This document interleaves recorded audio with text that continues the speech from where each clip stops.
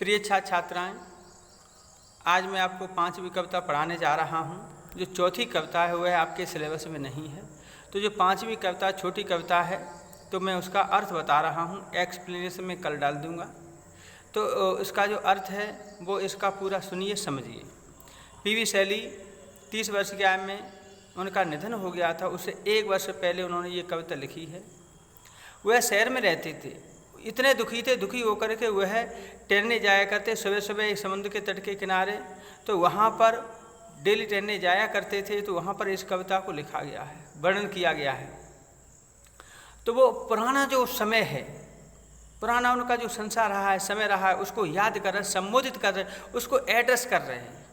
वो कहते हैं, O world O life O time, O world O life O time, on whose last steps I climb, on whose last steps I climb. वो कहते हैं, हे संसार, यानी मेरा कोई संसार सा। ओ वर्ल्ड ओ लाइफ, मेरा भी कोई जीवन था, हर्ष उल्लास से भरा हुआ था। मेरा भी कोई समय था जो हर्ष उल्लास से भरा हुआ था। उसे अपने पुराने समय को याद कर रहे हैं। और वो कहते हैं, on whose last steps I climb, on whose last steps I climb. वो कहते हैं, मैं जीवन के अंतिम पड़ाव पर हूँ।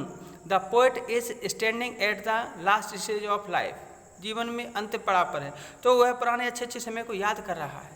फिर वो कहता है, trembling at that place where I had stood before, trembling at that place where I had stood before. मैं काँप रहा हूँ। कब कह रहा है कि मैं आज यहाँ आया हूँ, पहले भी यहाँ आया करता था, लेकिन आज मेरे हाथ पाँव यहाँ पर आने पर काँप रहे हैं। यानी कब कमजोरी से बहुत परेशान है, उसे एहसास हो रहा है कि मैं अब मेरी आय बड़ी नहीं है।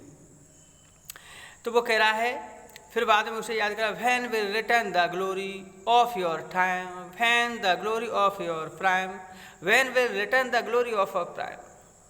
वो कहता है कि मेरे जो जवानी के अच्छे दिन, प्राइम मीन्स होता है जवानी का सबसे अच्छा समय, मेरे पुराने जो सबसे अच्छा समय था, क्या हुआ, कभी लौटेगा? फिर वो कहता है, नो मोर ओ नेवर मोर, नो मोर ओ नेवर मोर। वह नहीं लौटेगा, कभी नहीं लौटेगा। दूसरा स्टेंजा उसमें वो कहते हैं, कभी कहते हैं दूसरे स्टेंजा में, out of day and night, out of day and night, a joy has taken flight, a joy has taken flight. वो कहता है, मेरा दिन में हर्षोल्लास का समय हुआ था, रात में हर्षोल्लास का समय हुआ होता था।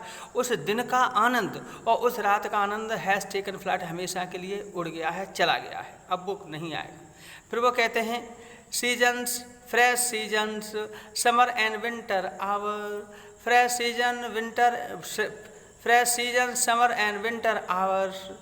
फिर वो कहते हैं कि बसंत तरोताज़ा होती हैं, आती हैं, गर्मियाँ भी आती हैं और सर्दियों के हवाओं के झोंके भी आते। फिर वो कहते हैं, move my faint heart, move my faint heart with grief but delight, move my faint heart with grief but with delight. वो कहता है, मेरे कमज़ोर हृदय को, ऋतुएँ आती हैं, मेरे कमज़ोर हृदय को मूव कर देती, झकझोर देती हैं, विद ग्रीफ, दुख से, बट विद डिलाइट, कभी सुख से नहीं झकझोरा है।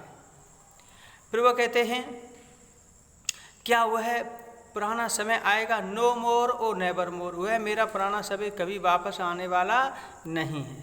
इस तरह से ये कविता का अर्थ है, इसको समझना। कल मैं इसका एक्सप्लेन डालूंगा। Okay, thank you for watching.